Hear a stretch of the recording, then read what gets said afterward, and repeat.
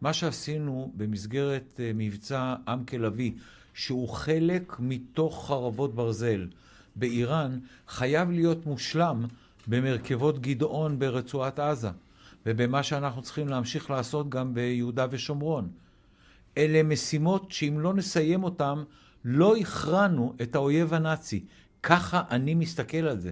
המלחמה שלנו היום, אליה יצאנו ב7 באוקטובר, היא מלחמה כנגד אויב נאצי שאיים על קיומו של העם היהודי בארץ ישראל. זאת האמת כולה. אז החליט ראש הממשלה שהוא עושה את זה בטור. אני איתו, אין בעיה, בוא נעשה את זה בטור.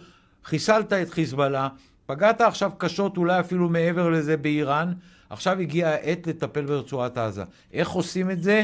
מורידים את הכפפות, מפסיקים את ההומניטרי, מפסיקים חשמל, מפסיקים מים, מתחילים להרוס ומגרשים מרצון, מה שנקרא, הגירה מרצון את העזתים. אין שם בלתי מעורבים, אין שם תמימים, אין שם לא אשמים, כולם מבחינתי חמאסניקים. רצועת עזה בסיום המלחמה צריכות להיות בה שתי תמונות. האחת, אין אף עזתי, וכל ה50 חטופים שלנו, 49 חטופים וחטופה אחת, חיים וחללים מוחזרים למדינת ישראל.